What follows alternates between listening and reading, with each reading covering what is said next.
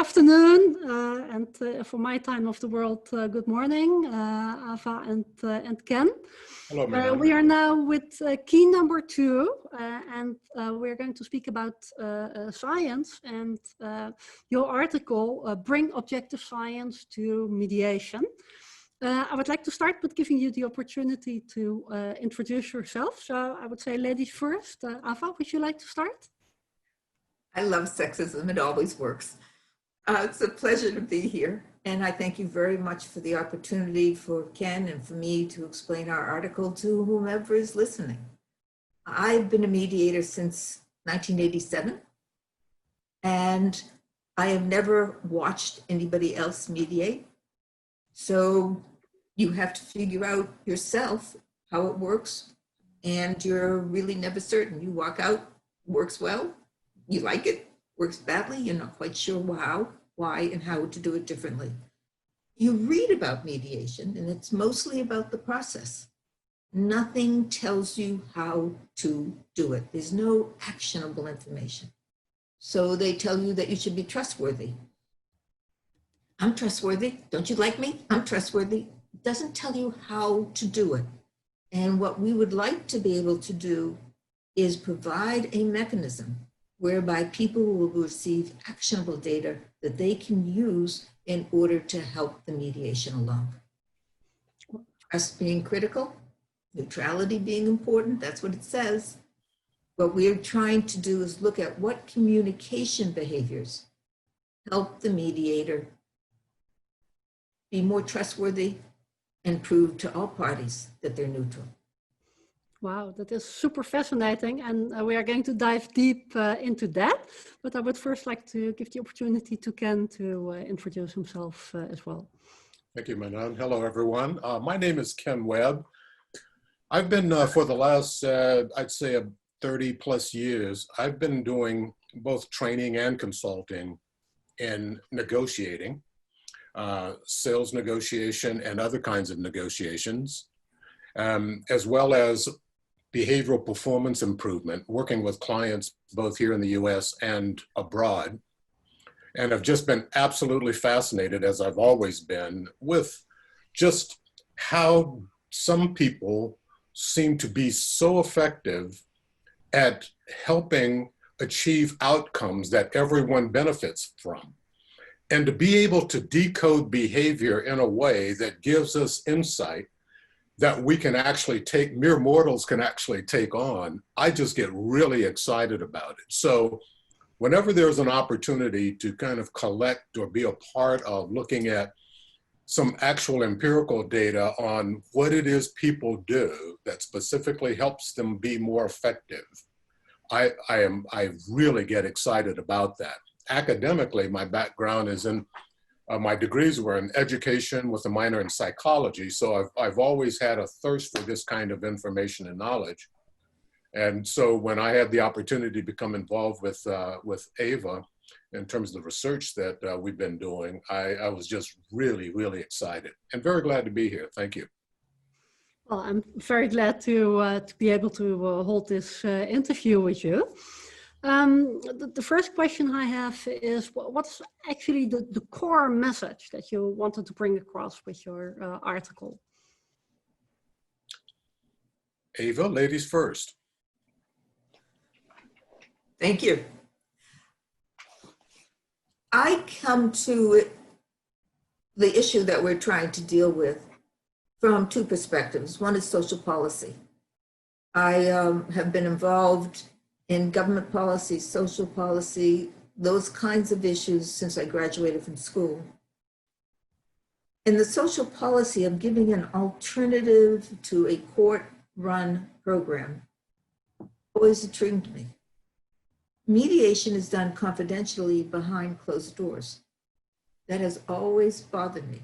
I agree it should be confidential. I agree it should be behind closed doors, but we have no idea what's happening there and whether anyone is being hurt in the process. It is a very confusing thing. The way lawyers want to do is to regulate it somehow, transforming it more into a court-like process. What those who come to mediation through behavioralism want it to be more open so people can vent and talk deeply about things that are of concern to them. We have no idea what should be stolen from column A and column B and put together in a way that would be useful to resolving disputes, with a high degree of integrity, not only about the process, but about the mediator and the results. And that's what intrigues us both about this subject. So would it be fair to say that you want to demystify mediation, and that is also the message in your article, that you really want to give some tools, some really clear steps of what works and what doesn't work, and so that we can make mediation more into a profession? Or am I making too big jumps here in No, summary? You're absolutely correct. Demystifying the process so that people can get a handle on it, know what to expect. I mean, if you think about it, there's only one thing that a mediator controls, and that's what comes out of their mouth. Everything else is part of the group. And to the extent that we can help mediators make wise choices in their selection of words, would be very useful to them and to the disputants and the dispute. Thank you. Ken, what is the core of the message that you wanted to bring across? Well, I'm going to build on what Ava has shared, because demystifying what people actually do and what goes on in mediation, I think is a critical part of this. I think the other part is establishing some sort of a research process that's replicatable by others so that they don't have to start from scratch when they're trying to figure out something related to being effective in mediation. Because if you've got a process that's replicatable and verifiable, then I think it would encourage people to more readily pick it up and utilize it, so that we can be a lot smarter about what goes on in mediations, what needs to go on in mediations, and close the gap between our perception of what we do and what we actually do. So, what Ken just said, one of the problems that the ABA in its study was that you can't build on the research of everybody. Nomenclature separates us, process, how we do the research separates us, and it's very hard to replicate results and say with any degree of certainty, this works, this does not. And so Ken's statement that we have got to uptick is critical if all of us are going to build on each other's research. Research funds are too hard to get, and the more we can build on each other's discoveries, the better the profession will be. So the two of you are saying that in addition to what Eva just said, that you want to have a replicable and verifiable process. So in order not to have any trial and error for each and every individual mediator, and in the end enhance the effectiveness of mediation, and probably also have more trust in the process, so that it's going to become more a profession instead of something you may do on the side or as a hobby. Is that well said, Marie? Okay. Well said. So what I was just thinking are two things. The trust is a big thing, and I would like to speak a little bit about trust with the two of you. But before that, I also wanted to mention that here in the Netherlands, there is also an initiative where people say, yeah, we want to demystify mediation a little bit because we don't know what is going on. And in fact, if you are going to court, you at least have a publication about what is the sentence, what were the arguments, what went on. And so we have from Kleur here in the Netherlands a publication that is being written anonymously by mediators, but it describes, okay, these and these were the issues, those were the interests, this is what happened in the mediation, and here we have the settlement agreement that came out of it, or, you know, it did not settle. So that maybe, I know you don't speak or read Dutch, but maybe you can look a little bit into that. It could also be another resource for your research in that. So if you want, I could send you one of the articles in digital form that you can see how this is being done. So it could be an interesting idea maybe to do something like that in the United States. Thank you. Well, That would be really appreciated. so the other thing is about trust. You know, you both have been mentioning trust, and also in our discussions before this interview, trust came up as something that parties very often say, yes, if I trust the mediator, then you know, the mediation is probably going to be more effective. What's your take on the role of trust in the mediation? Ken, we'll let you go first this time. Well, it's one of those fundamentals that is of absolute necessity when you think about where parties are when they come into mediations, and look at where you hope to get to.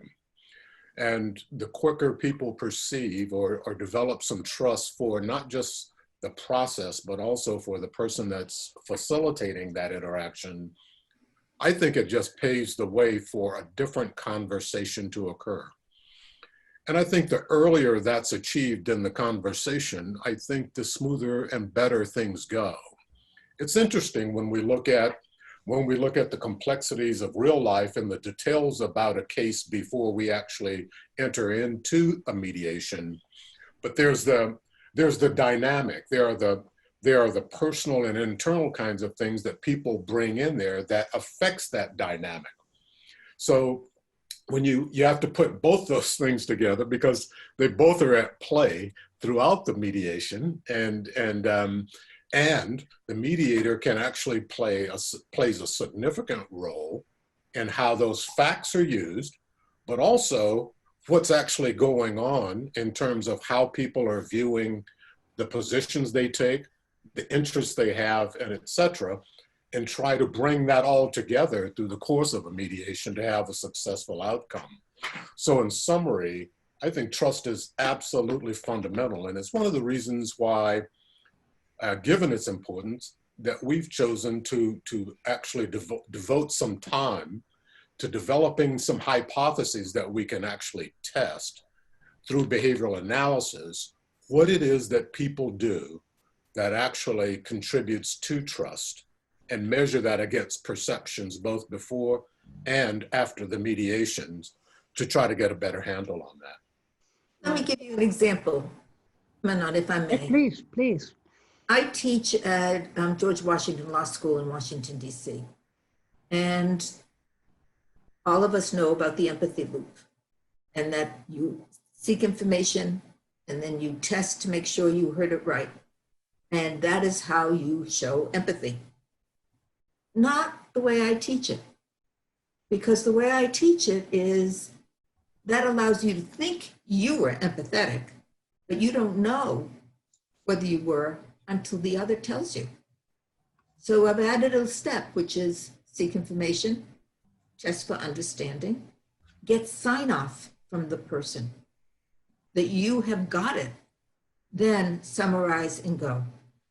That little extra step helps produce trust, because the person knows that he's been heard and understood. So even if he said you didn't get it, you go, oh, I'm so glad I asked.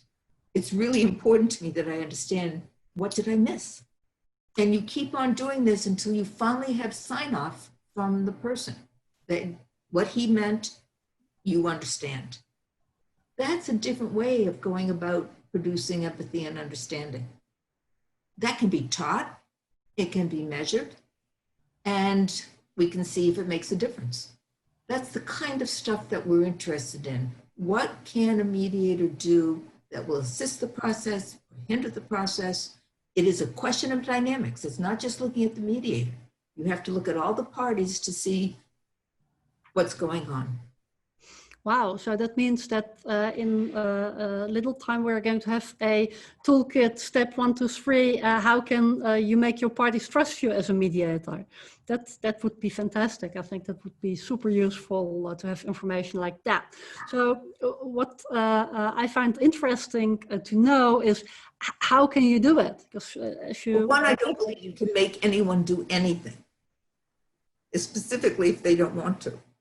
But you can make yourself more transparent, more predictable, more useful to the parties so that they end up saying, this person is fair, this person is worthy of trust. And that's the kind of stuff that we're studying.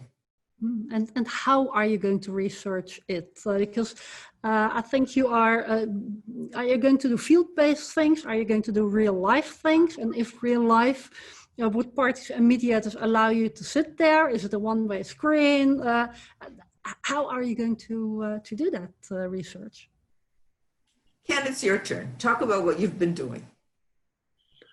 Well, I'll start with looking at just one component of the mediation, and that's the actual session itself. And then we'll talk about maybe one or two of the other components of what's occurring both before the mediation and what happens after the mediation in terms of implementing whatever was agreed upon. But from the actual session itself, what we've been utilizing thus far is whatever we can get our hands on or wherever we can get in the door. So both role plays that are taped or filmed, we're doing some analysis of those. We're also going out and real mediations, sitting in on those where possible and collecting data. Obviously, the latter is the better because the form is more orchestrated. It's the real life stuff that really provides us with the insights that I think are going to be most helpful. But obviously, there are some challenges to getting in the door and having people feeling comfortable with the presence of others there. But I think from a process standpoint, right now we're looking just at the mediation itself, but we are preparing ourselves now to add the components of what is it mediators do to prepare for the mediation that also involves interaction with the parties to kind of get the lay of the land, what they're going to be working with, and as well as looking at post-mediation perceptions and where people are in terms of their perception of likelihood of successful implementation of whatever was agreed upon, so that we can start looking for correlations between those perceptions and actual behaviors used. And where they correlate the most, I think, gives us insight, especially the larger the database. Wow, that's believe. fascinating. Because I don't believe getting an that- okay. Sorry, Ava, go ahead. I don't believe in Ken's in my lifetime we will be able to produce the knowledge that everybody wants. But if we can produce a system that people want to use, that they use the same system, the same definitions, the same this, the same that, then person A can add, person B can add, and we can put it all together and finally figure it out. Right now, we'll get correlations, but ultimately, I think we'll be able to get some sense of causation. But it takes thousands upon thousands upon thousands database in, I mean, we sit in now to do it, but maybe someday artificial intelligence will be able to do it. So, I mean, it is a growing field with lots of unknowns, which makes it so exciting and so useful and important. Yeah, you are mentioning artificial intelligence. Do you think online mediation, because we're doing much more online currently, would that make your research job easier maybe, so that you can, well, videotaping is a bit easier. We've talked about it, and we have decided not yet to do it because right now people are trying to do it online. So it's the online as opposed to the mediation that's taking a lot of their energy. But once they get used to doing it online, It'll be an intriguing thing to bring the research process to it. Of interest is, I think people's behaviors online are different than they are face-to-face. And it'll be interesting to find out if that's true. Yeah, wow, there's so much that can be researched. And again, I'm also thinking about how challenging is it, in fact, for a researcher to code, all these behaviors, to record it. I'm just trying to think what an immense task it must be, only just to do something like that for half an hour, and then just imagine it for thousands of cases you may have to do in field study. How difficult is it to do that? So how much time? So how much time do we have today? As much time as you need to explain. Well, certainly. Back when I started this journey over 30 years ago, I think the snapshot is it took me 3 to 4 days of some pretty intense training and lots of cycles of practice and observation to get anywhere close to being able to do it accurately and to certify other facilitators to do it. But if I were just to overview some of the challenges involved and what we've done to try to mitigate some of those challenges, there are some things that we have come to learn that helps to increase the likelihood of accuracy. For example, we've learned that when the ceiling seems to be somewhere around 15 or so discrete behaviors that an individual can track with in a given session with 5 different people in the room. So both of those numbers, 5 people, 15 behaviors or so, and ideally it should be down to a number closer to about 12 or 13. You're actually able, without even looking up, to actually track what's going on in terms of frequency and the order in which behaviors are occurring. I think it's both exhilarating and it's totally exhausting. but it's what's the most fascinating part of all of it to me is after the mediation, when the mediator is dying to look at the data, is their reaction at the gap between their perception of what they did and what they actually did. That's always fascinating to people, and that gap is always there. But that just gives you just a quick sense for what are some of the challenges involved there. So just getting down to even having a preponderance of the proper behaviors in the first place, how do you narrow down a list of behaviors that everyone has written about in terms of negotiating and mediation over the years, and narrow that down when you're trying to look at something as complex as trust and come up with behaviors that would be pretty commonly necessary in order to engender or drive trust. But that gives you just some of the challenges. Ava, would you add something to that? I would. With coming down to try to get it below 15 behaviors, because of fast and furious, you have to move quickly during a mediation in order to code. There was a debate between us whether labeling behavior was more important in building trust than small talk, or was small talk more important than labeling behavior. Labeling behavior is, I have a proposal to make. May I ask you a question? I'm not certain I understood. Could I test for understanding? It makes you transparent. It allows the person to know what's coming. It allows them to relax. It's tied to another behavior, may I test for understanding? Then there's a question. I have a proposal to make. Then there's a proposal. But by and large, it is a measurable behavior that can be taught and that helps induce trust. Similarly, so is small talk. Small talk is anything that has nothing to do with the dispute at hand, that does not impugn anybody, that it's just nice little talk. How was the traffic today? How long did it take you to get in? That kind of stuff.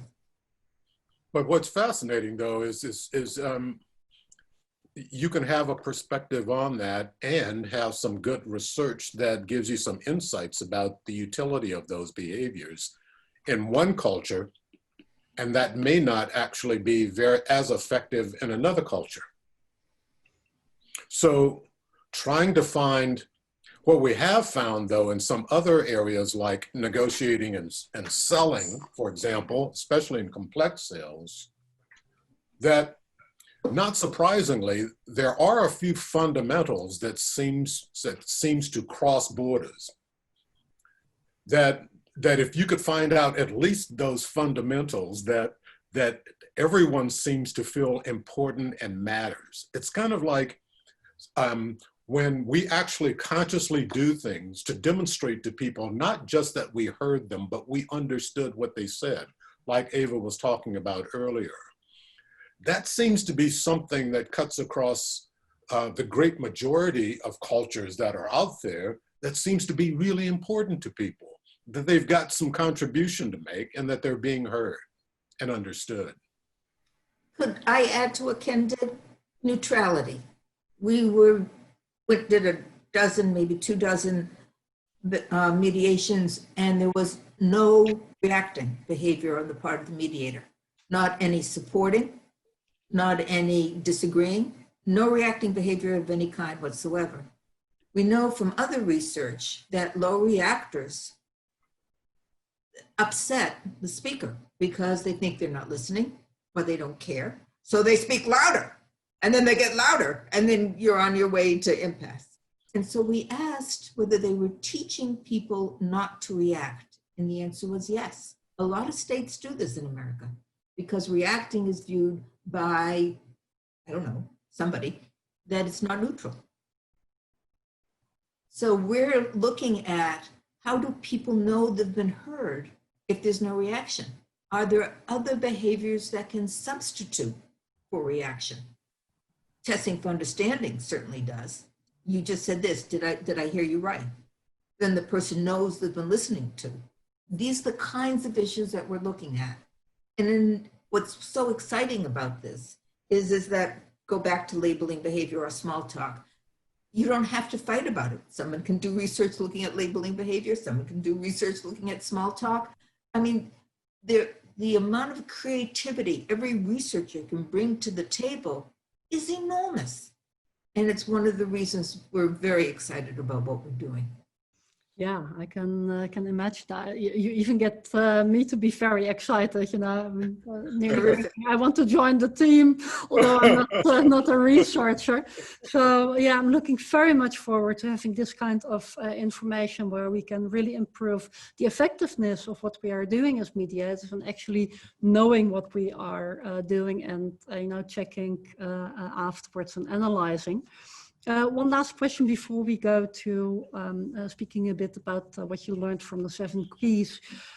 You said, Ken, that a lot of mediators, when you speak with them about what they actually did, what you saw them doing and what they thought they were doing, that there's often a big gap in that. Do you maybe have an example of something that you found very striking? Yes. For example, 2 of the behaviors that people have remarked most about is they perceived that they asked more questions during the conversation. Now, we could probably spend hours just talking about the value of asking questions and different kinds of questions in a mediation, of course, but they were often surprised at they asked significantly fewer questions than they thought they did.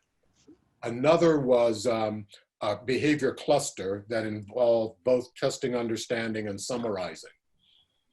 And these are the same people that claimed afterwards, after the mediation, that they always do that. Yet in a 4-hour mediation, when it only occurred twice. Now, sometimes that can occur because the participants were doing a fair amount of that. So that's why, back to what Ava was saying, we need to look at all the behavior that's going on in the mediation, not just that of the mediator, because the more we have other parties actually clarifying, summarizing, and doing those sorts of things from a group dynamic standpoint, it still contributes favorably to the outcome.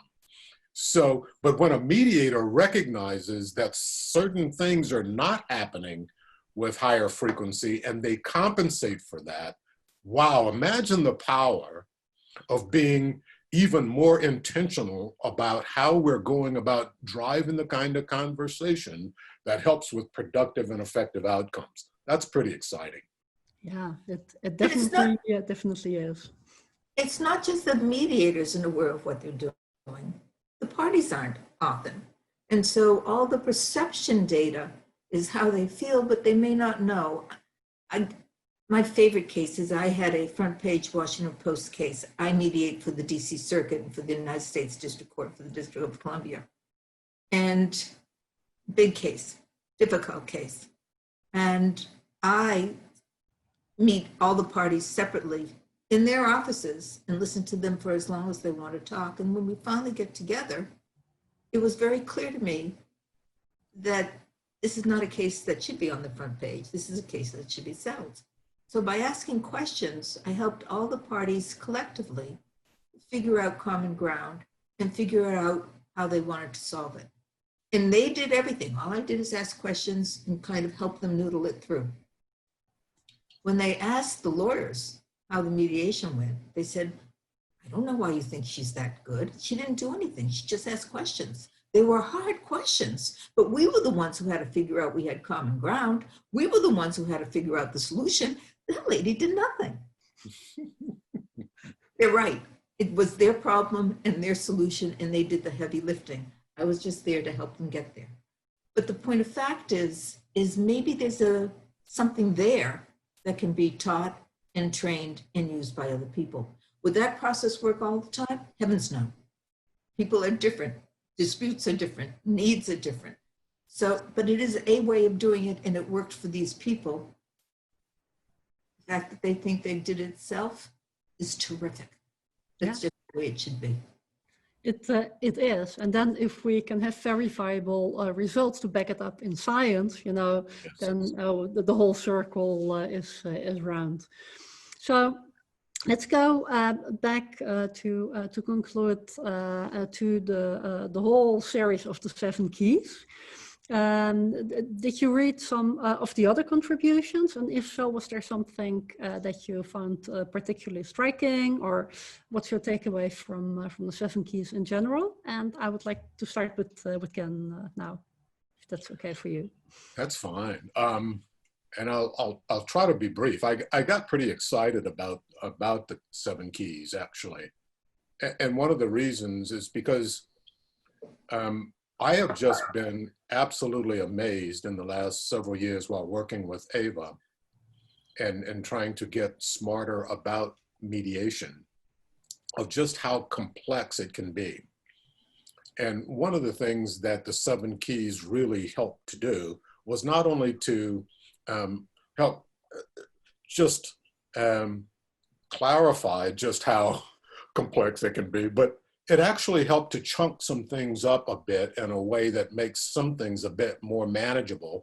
And I'm actually encouraged that we can actually get our arms around a couple of fundamental things that can contribute significantly. Because when you're trying to tackle something really, really complex, everything I know says, if you can boil it down into a couple of fundamentals and tackle a few pieces at a time and work toward the whole, you're probably going to, 1, get there, and then 2, be able to do it within your lifetime. So I like the clarity that a lot of the keys brought. I like the notion, for example, that just raising the notion of looking at mediation from a profession standpoint versus an activity standpoint, that's got to be an absolute necessity. So some of the other keys that talked about establishing standards in the field, making sure that mediation becomes part of curriculum, both in law school, business school, etc., ongoing coaching and mentoring, even after after college, after school. I think those are the kinds of things that can contribute significantly to bringing more standardization and predictability to mediation in general. Fantastic. Eva, what's your main takeaway from the 7 keys, or from one of them? Well, I am so grateful to Michael Leeds, to Mediate.com, for enabling this to happen and to be able to contribute to it. The future of mediation is as creative as the mediators and the people who have disputes. I mean, I could see training diplomats on mediation. I could see training deal makers on mediation. And the keys, lots of people see the world far bigger than the world is right now. The one on deal making, terrific. The whole idea that Michael Macroth has of trying to have an index. Wouldn't it be exciting to have a communication behaviors component to it? So I mean, there's just so much in there. And doing it 2.1, 2.2, 2.3 implies that someday there could be a 2.8, 2.10, 2.20. This is something that can grow. The more people learn, the more they can contribute. It's bigger than any of us, and it has a great future. So it's a landmark publication, and actually I think all of us are hoping it's going to be a kind of living library where a lot of people are going to reuse it, contribute it, change it, and well, we also hope that this video series can help to bring a different level to that. So thank you so much for your willingness to have this interview. Fascinating ideas being brought at the table. Before we conclude, I just want to give you the last opportunity, whether there's something else you would like to share with whoever is watching the interview, or did you manage to say everything you wanted to bring to the table about? I would thank you for that opportunity. I would like to share, and I'll try to be brief. I'm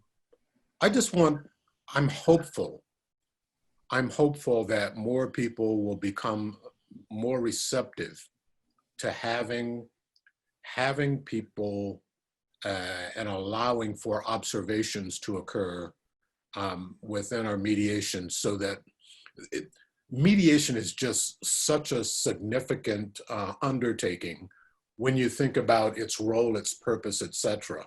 The very least that we can do is work harder to be smarter about how we can have more predictable, successful outcomes. And there's no better way to do that than to stay on top of what's actually going on and contributes to that. Fantastic, well said. Eva, the last word for you. Oh, I so agree with what Ken just said. Mediation has a tendency to be looked at by mediators from the perspective of the mediator. Mediation is only good if it helps the disputants and resolves the dispute in an implementable way so they can get on with their lives. And the more we talk about it, the more we invite other people to talk about it, the more we invite people to come in and share their knowledge and tap into our knowledge, the better it'll be for us all. And I thank you so much for this opportunity. Well, thank you so much for sharing all your insights and knowledge. I look very much forward to all the research and the outcome that is going to be there. Actually, I can't wait. So let's stay in touch. And thank you so much for everything. Thank you, Madron. Thank you very much.